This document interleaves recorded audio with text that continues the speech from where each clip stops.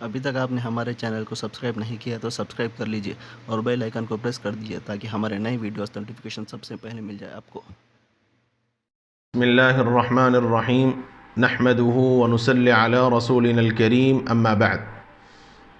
سلسلہ تذکرہ مجالس نبویہ صلی اللہ علیہ وسلم میں آج کی مجلس کا عنوان ہے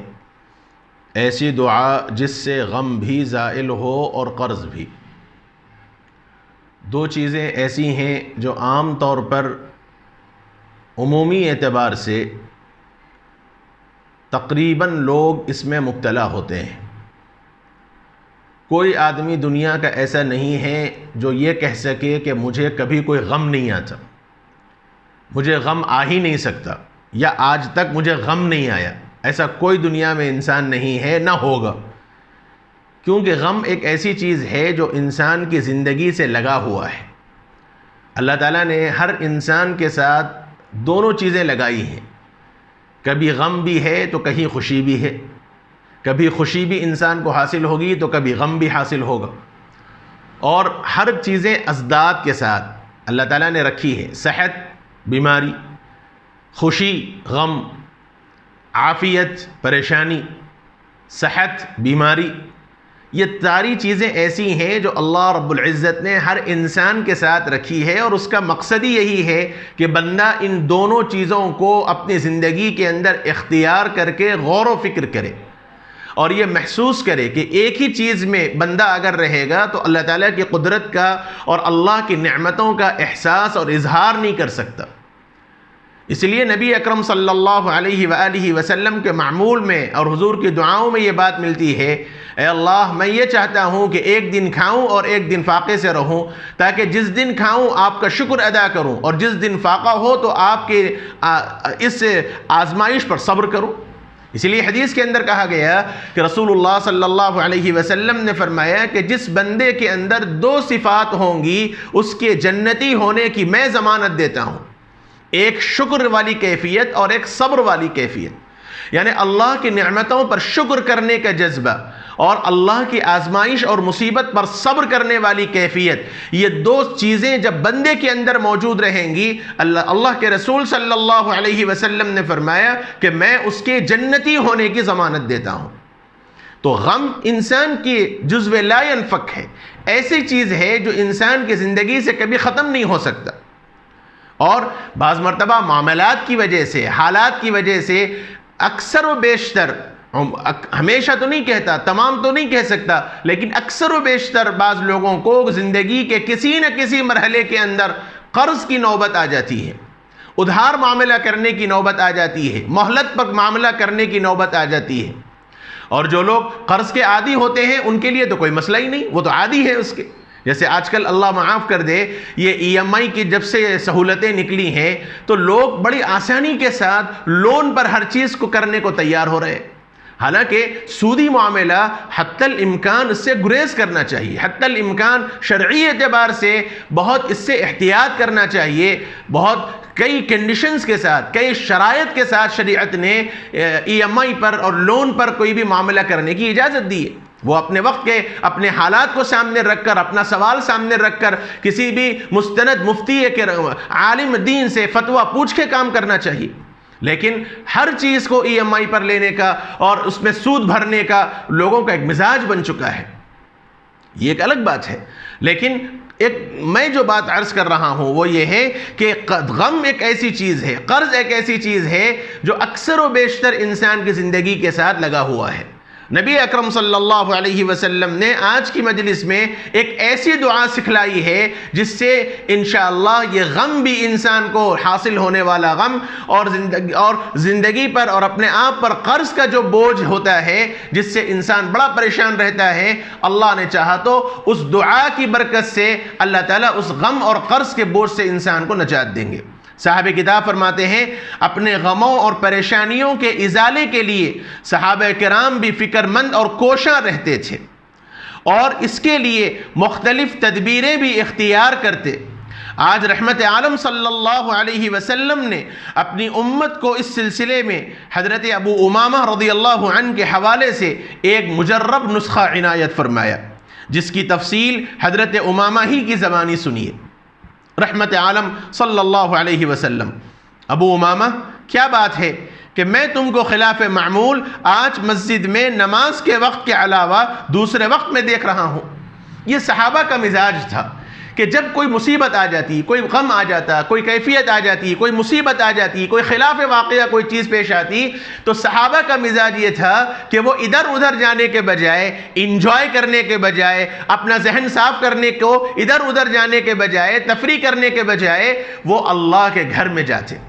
ہمارا مزاج کیا ہے کہ ذرا کوئی ٹینشن آ گیا، ادھر چلے گئے، ادھر چلے گئے۔ کیوں صاحب؟ ذہن میں ٹینشن تھا، اس ٹینشن کو دور کرنے کے واسطے، ذرا ہوا کھانے کے واسطے میں چلا گیا۔ ہمارا مزاج یہ ہوتا ہے، لیکن صحابہ کا مزاج یہ تھا کہ جب کوئی ناگوار چیز پیش آ جاتی، جب کوئی خلاف واقعہ چیز پیش آ جاتی، کوئی ایسی چیز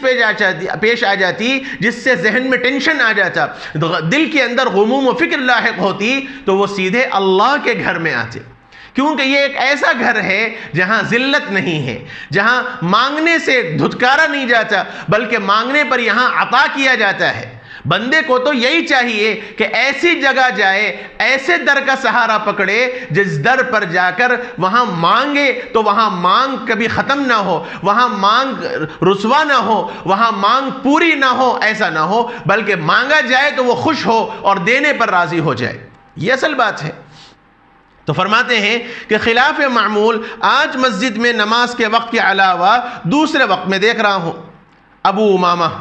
اے اللہ کے رسول صلی اللہ علیہ وسلم، کچھ پریشانیاں ہیں اور قرضوں کا بوجھ بھی۔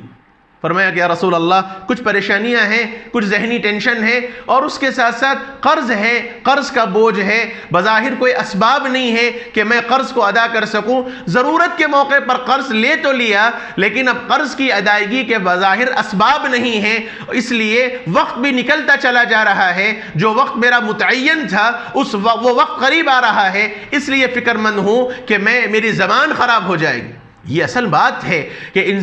اسلام نے قرض کا معاملہ کرنے، ادھار لینے کی اجازت ضرور دی ہے۔ خود نبی اکرم صلی اللہ علیہ وسلم نے قرض کا معاملہ کیا ہے، اور خود جس وقت اللہ کے نبی نے دنیا سے پردہ فرمایا، صحابہ فرماتے ہیں کہ حضور کی زرہ بھی ایک یہودی کے پاس قرض میں رکھی ہوئی تھی، رہن میں رکھی ہوئی تھی۔ تو معلوم یہ ہوا کہ اسلام نے قرض کی اجازت ضرور دی ہے، لیکن اصل بات یہ ہے کہ جو وقت متعین کر دیا جائے اس وقت کو پورا کر دیا جائے، اس وقت پہ ادا کر دیا جائے، یہ اصل چیز ہے۔ ورنہ ہمارا معاملہ تو یہ ہے، قرض بڑی آسانی کے ساتھ لے لیں گے، بلا ضرورت بھی لے لیں گے، خواہشات کی تکمیل کے واسطے بھی لے لیں گے، لیکن قرض کی تکمیل کی جب بات آتی ہے تو پھر ٹال مٹول کرنے کی عادت جیسی بن گئی، اور بڑی آسانی کے ساتھ دے رہا ہوں صاحب، کہاں جاتا ہوں، یہیں چھوں، ایسا پیچھے پڑے ہوئے کیا، آج نہیں تو کل دیتا ہوں، کیا بھاگ جا رہا ہوں۔ اس قسم کے جملے ہیں جو انسان کو ڈھیٹ بنا دیتے ہیں۔ اس لیے ایک محاورہ ایسا مشہور ہو گیا کہ صاحب اس زمانے میں نہیں دے کے برے ہونا اچھا ہے دے کے برے ہونے سے۔ اس لیے کہ جب آدمی دے دے گا تو اب وہ اپنی ضرورت کے لیے مانگے گا، یہ ٹالتا رہے گا تو برائی آئے گی۔ اس کے مقابلے میں اگر پہلے ہی مرتبہ معذرت کر دی جائے تو ایک آدھ مرتبہ برائی آئے گی، لیکن بعد میں معاملہ صاف ہوگا۔ حالانکہ یہ بات غلط ہے کہ نہیں دے کے برے ہونے سے، دے کے برے ہونے سے نہیں دے کے برے ہونا اچھا ہے۔ یہ جو محاورہ آج کل ہماری زبانوں پہ ہے اور تجربات بھی یہ ہیں، ایسا نہیں ہونا چاہیے، کیونکہ قرض دینے کی بڑی فضیلت حدیث کے اندر بھی آئی ہے۔ انشاءاللہ وہ کسی موقع پر کسی مجلس میں وہ بات عرض کی جائے گی، قرض دینے کی کیا فضیلتیں رسول اللہ صلی اللہ علیہ وسلم نے فرمائی ہیں۔ لیکن جہاں قرض دینے کی فضیلت آئی ہے، وہیں قرض نہ چکانے والوں کے لیے بھی بڑی سخت وعید رسول اللہ صلی اللہ علیہ وسلم نے فرمائی ہے۔ اس لیے کوشش اس بات کی کرنی چاہیے کہ جو قرض کا معاملہ ہو تو حتی الامکان مقررہ وقت سے پہلے ہی قرض کی ادائیگی کر دینی چاہیے۔ انہوں نے عرض کیا کہ یا رسول اللہ، کچھ پریشانیاں ہیں اور قرضوں کا بوجھ بھی ہے۔ رحمت عالم صلی اللہ علیہ وسلم، کیا میں تم کو ایسی دعا نہ سکھاؤں جس کے پڑھنے سے تمہارا غم بھی زائل ہو جائے اور قرض بھی ادا ہو جائے؟ حضور نے فرمایا کہ میں تمہیں ایک دعا سکھلاؤں جس دعا کے ذریعے تمہارا غم بھی ختم ہو جائے گا اور تمہارا قرض بھی ادا ہو جائے گا۔ ابو امامہ رضی اللہ عنہ نے عرض کیا کہ ضرور ہے اللہ کے رسول، حضور ضرور سکھائیے، اسی لیے تو پریشان ہوں کہ غم بھی لاحق ہے اور قرضوں کا بوجھ تلے دب رہا ہوں، وقت قریب آتا جا رہا ہے، کوئی اسباب ایسے نہیں ہیں جس کے ذریعے میں فوری اپنے قرض کو ادا کر سکوں، اس لیے یا رسول اللہ ضرور مجھے ایسی دعا آپ سکھلا دیں۔ رحمت عالم صلی اللہ علیہ وسلم نے فرمایا تم صبح اور شام اس دعا کا معمول رکھو۔ اے اللہ، یہ دعا آقا نے سکھلائی، اے اللہ میں آپ سے پناہ مانگتا ہوں، اے اللہ میں آپ سے پناہ مانگتا ہوں فکر سے، غم سے، عاجزی سے، سستی سے، بزدلی سے، بخل سے، قرضوں کے بوجھ سے اور لوگوں کے ظلم سے۔ اے اللہ میں آپ سے پناہ مانگتا ہوں فکر سے، غم سے، عاجزی سے، سستی سے، بزدلی سے، بخل سے، قرضوں کے بوجھ سے اور لوگوں کے ظلم سے۔ عربی الفاظ ہیں اللہم انی اعوذ بک من الہم والحزن واعوذ بک من العجز والکسل واعوذ بک من الجبن والبخل واعوذ بک من غلبۃ الدین وقہر الرجال۔ یہ ابو داود کی روایت ہے۔ حتی الامکان کوشش اس بات کی کرنی چاہیے کہ عربی الفاظ پڑھنے چاہیے، عربی الفاظ کے پڑھنے کی کوشش کرنی چاہیے، اس کو یاد کر لینا چاہیے۔ خاص طور پر جن مجلسوں کے اندر اب تک جتنی دعائیں آئی ہیں، کوشش اس بات کی کرنی چاہیے، اور اس عاجز کا مقصد بھی یہی ہے کہ ان دعاؤں کو ہماری زبانوں پر واضح ہو جائے، ہماری زبان پر جاری ہو جائے، اور وہ دعائیں ہمیں یاد ہو جائے، ان دعاؤں کا ہم معمول میں لائیں، ان دعاؤں کو پڑھنے کے ہم عادی بن جائیں، کیونکہ جو برکت، جو چاشنی، جو مٹھاس، جو حلاوت، جو نزاکت عربی الفاظ کے اندر، اور وہ بھی جناب رسول اللہ صلی اللہ علیہ وسلم کی زبان مبارک سے نکلے ہوئے الفاظ میں ہیں، ہماری اپنی زبان اس کی نیابت نہیں کر سکتی۔ اس لیے حتی الامکان کوشش تو کرنا چاہیے، بھلے تھوڑی محنت لگے کہ ہم اس کو رٹ لیں، اس کو یاد کر لیں، عربی الفاظ کو پڑھ لیں، ورنہ آخری درجے میں اردو الفاظ ہی کے ذریعے نیت کے ساتھ کہ یہ تیرے نبی کی بتلائی ہوئی اور سکھائی ہوئی دعا ہے میرے مولا، آپ دلوں کے حال کو خوب جانتے ہیں، اللہ میں عربی الفاظ پہ نہیں پڑھ سکتا لیکن دل کے جذبات آپ کے سامنے ہیں، میرے مالک ان جذبات کو رعایت قبول کرتے ہوئے آپ اس میرے دعاؤں کو اور میرے ان الفاظ کو قبول فرما لیں۔ یہ جذبات کے ساتھ مانگنا چاہیے۔ حضرت ابو امامہ رضی اللہ عنہ کہتے ہیں کہ میں نے اس دعا کے پڑھنے کا جب معمول بنایا تو چند دن ہی گزرے تھے کہ میرا غم بھی دور ہوا اور قرض بھی ادا ہو گیا۔